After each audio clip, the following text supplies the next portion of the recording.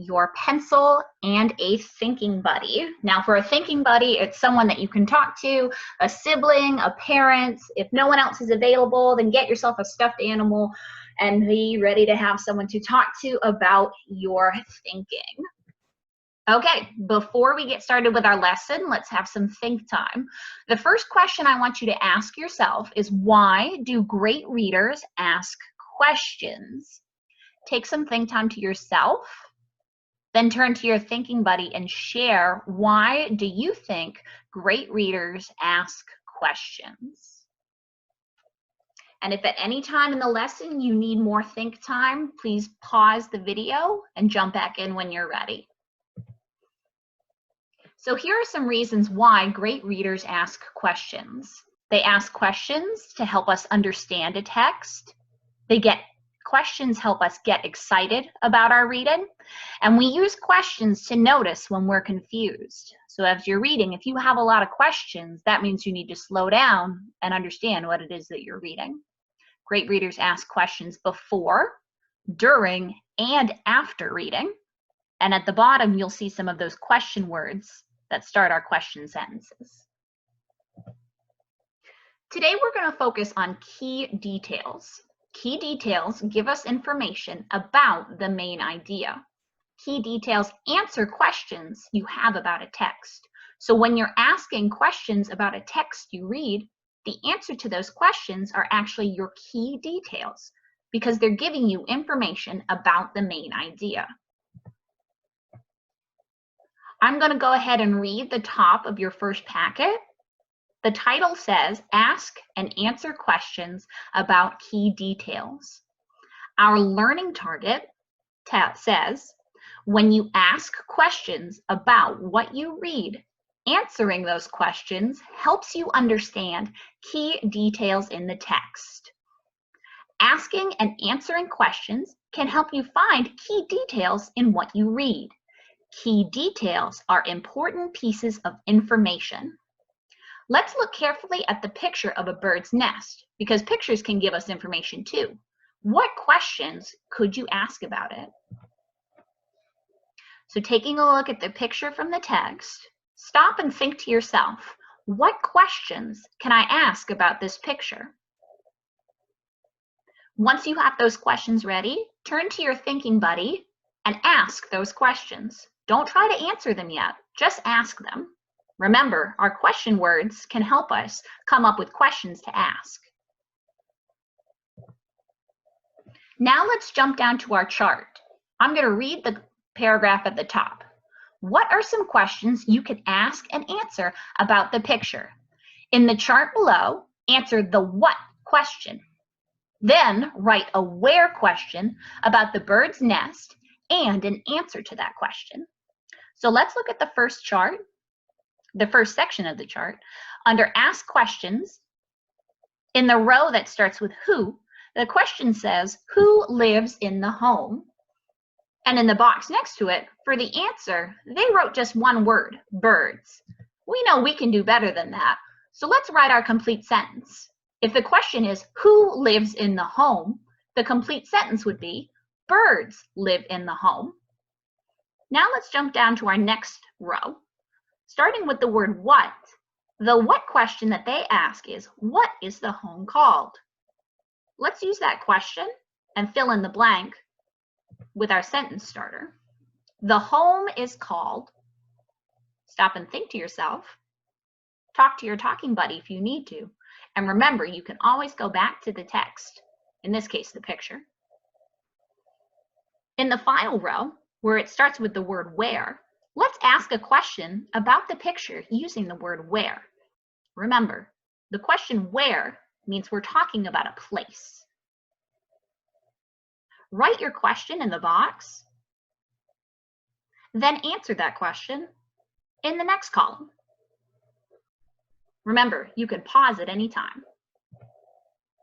Let's do some think time. All right. The next question says, based on what you see in the picture, what do birds use to build their nests? Take your think time. Now, talking with your talk partner, answer the question. If you really want to challenge yourself, use the words key details and information to talk about your answer.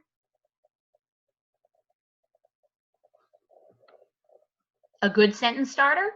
If the question asks, what do birds use to build their nests? Our answer should start with, birds use.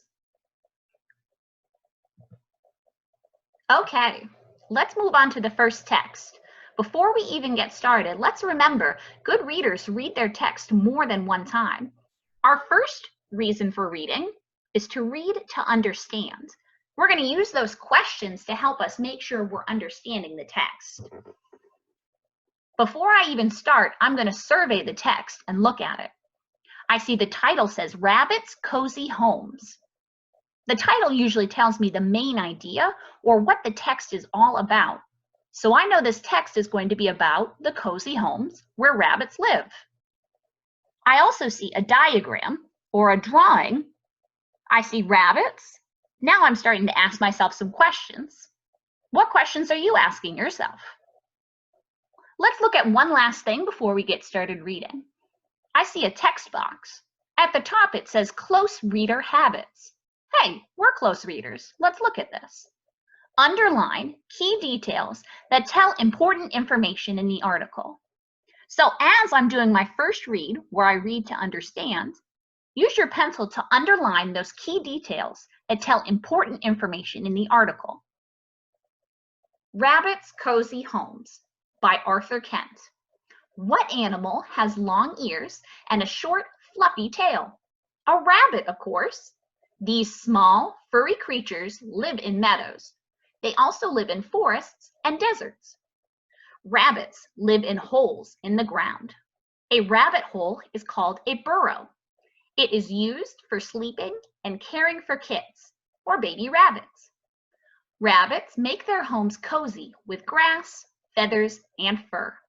Living deep in the ground keeps rabbits safe from their enemies. Rabbits spend most of the day in their burrows. They come out at dawn and dusk to find food. On warm, sunny days, they might come out more often. You might see them sitting in your garden. Now that we've read to understand, let's check and make sure we really understood the text by answering some questions.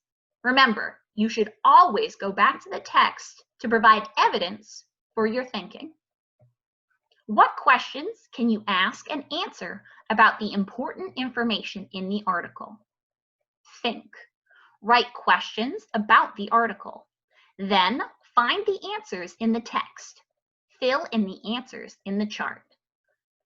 Underneath the creature, you'll see that he's saying, I will ask questions to help me as I read.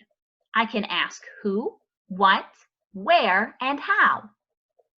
Looking at the table, we see the first column says ask questions. Underneath in each row, you have your question word that starts your question. There's space for you to write your question, then find your answer. Make sure that your answer includes evidence from the text, because those are your key details.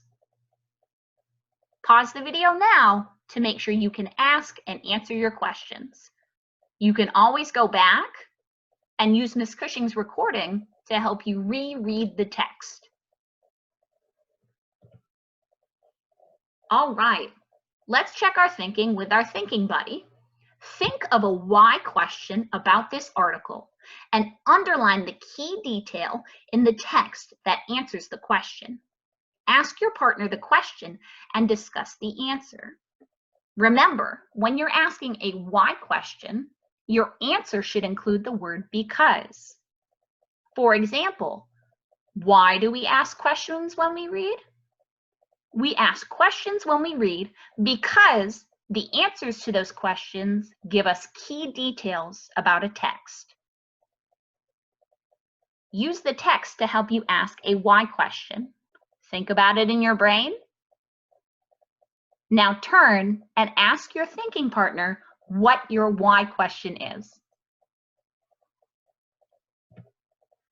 All right, now it's time to go back and reread to dig even deeper. Let's become detectives about the text. Now's your turn to reread the text. Remember, if you need Mrs. Cushing's help to reread it, go back to the recording earlier and play it again. Now that we've reread our text, let's use a question to help really push our thinking. Short response. Write a where question about this article. Then write the key detail from the article that answers your question. Write your answer in the space on page 16. So if you turn to page 16, you'll see this section here that says short response. Write a where question about this article. Then write the key detail from the article that answers your question. So your question, starting with the word where, should be first. Then underneath it, answer that where question using key details from the article. Pause the video, then restart it once you've written your where question. Now that you've written your where question, don't forget to check your writing. Did you read the question carefully?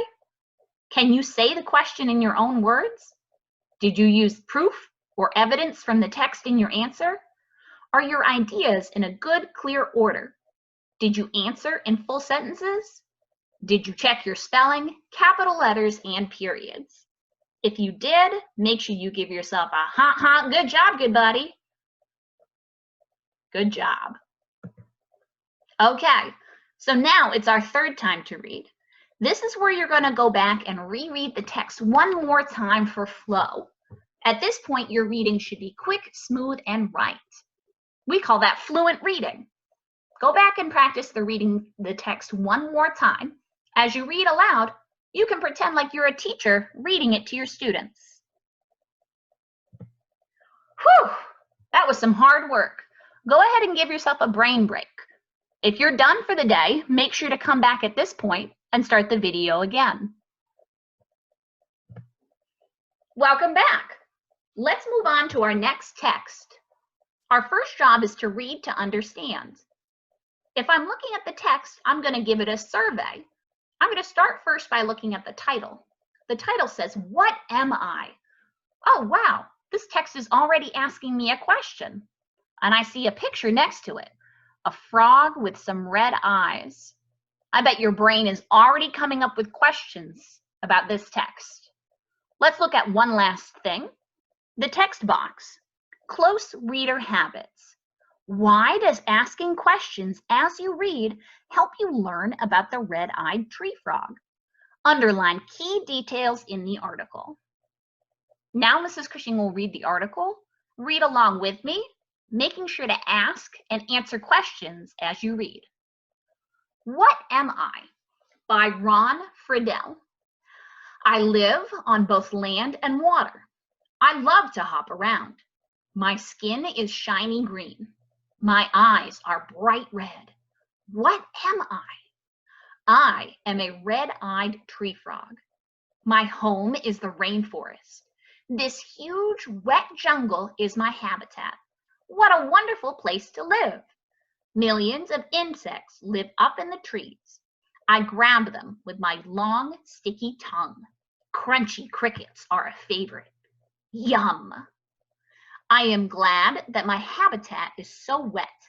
I need lots of water to keep my shiny green skin moist. So I am glad it rains so much here. I do most of my hunting at night.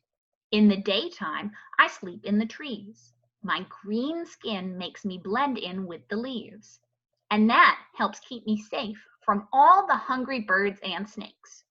My bulging red eyes help protect me too. When hungry enemies come near, I flash my eyes at them. They are so startled that they don't know what to do. And that gives me time to escape and live another day in my wonderful habitat. Okay. Now that you've read to understand, asking and answering questions along the way, let's see what questions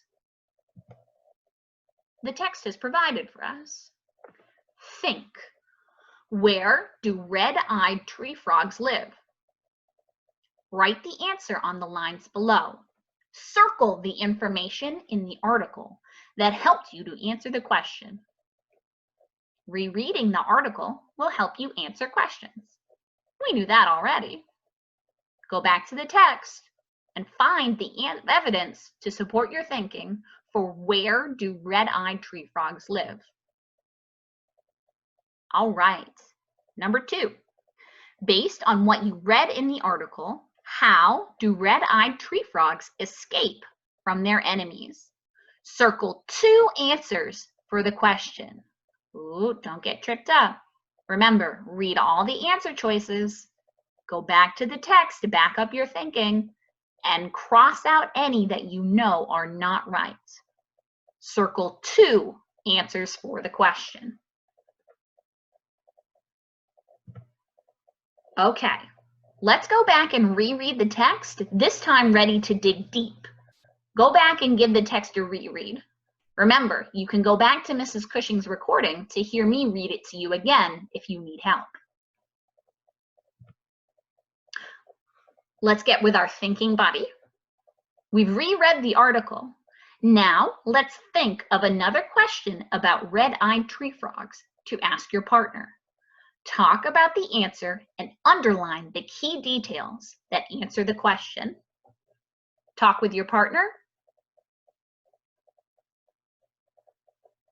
Now, after you've talked with your partner, work together to go back to the text and underline the key detail that answers your question.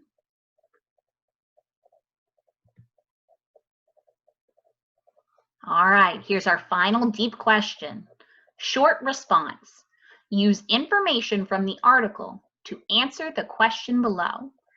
How do red-eyed tree frogs catch their food? Hint. Find the answer in the article and underline it before you write.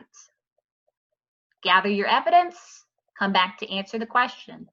Pause the video until you've answered. Now that you've written your answer, make sure you check your writing. Did you read the question carefully? Can you say the question in your own words? Did you use proof from the text in your answer? Are your ideas in a good, clear order? Did you answer in full sentences? Did you check your spelling, capital letters, and periods? If you did, make sure you give yourself some shine. Whew. All right, here's our second brain break. Go get a drink of water, stretch, do a silly dance. And if you need to pause for the day, make sure you come back here to finish up your work. See you soon. Welcome back. We're about to finish our work. Man, you've been working hard. Before we keep going, let's review what we've covered. Great readers ask questions to find Let me try that again. Great readers ask questions to find key details that give information about the main topic.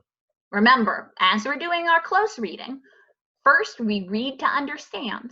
Then we reread to dig deeper. Finally, we reread for flow. With the last story, Mrs. Cushing is not going to take you and break down the steps as much. I'm going to let you do that great deep thinking on your own.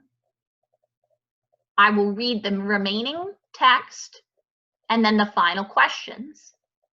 Here we go. Words to know. As you read, look inside, around, and beyond these words to figure out what they mean. Hollow, muscles, quills. A Prickly Adventure by Barbara Hesson, highlights. It is a warm day. A baby porcupine, or porcupette, sleeps in the hollow of a tree. When a beetle tickles the porcupette's toe, he wakes up. He follows it out of the tree. Out on his own. The porcupette waddles on short legs through the forest. He munches on bark, twigs, and leaves. His favorite things to eat are dandelions and apples. The porcupette has keen ears. He hears a snap and the soft padding of footsteps. Is this his mother? He stands on hind legs and sniffs the air. He has a good sense of smell and knows right away it isn't his mother. He makes a sound like a human baby's cry. Something moves closer. The something is a wolf. Stay back, wolf! Now the porcupette is scared. His muscles tighten. This raises his quills. If the wolf touches the porcupette, the sharp quills will stick into the wolf's skin. The wolf approaches, and the baby porcupine gives 2 warnings. First, he makes a clacking noise with his teeth. Second, he gives off a strong smell from a small patch of skin on his lower back. The wolf steps back. He has come across quills before and didn't like them. He turns and runs into the forest. Sniff, sniff. A new smell floats towards the porcupette. This time it is his mother. They touch nose to nose, and his mother grunts to him. Tired but safe, the porcupette follows his mother. They move through the forest in search of more tasty things to eat. The mother porcupine and porcupette sit on the log. Think. Use what you learned by reading A Prickly Adventure to respond to the following questions. 1. This question has 2 parts. First, answer part A, then answer part B. Part A. What are a porcupette's favorite foods? A. Bark and twigs. B. Twigs and leaves. C. Leaves and dandelions. D. Dandelions and apples. Part B. Write the sentence from the text that gave you the information to answer the question in Part A. 2. Read this sentence from the article. If the wolf touches the porcupette, the sharp quills will stick into the wolf's skin. Which question can be answered after reading this sentence? A. How does a porcupette raise its quills? B. Why would a wolf touch a porcupette? C. When might a porcupette use its quills? D. What part of the porcupette has quills? Reread paragraph 3. If you did not know what the word munches means, what information from the text helps you learn the meaning? A. A snap and footsteps. B.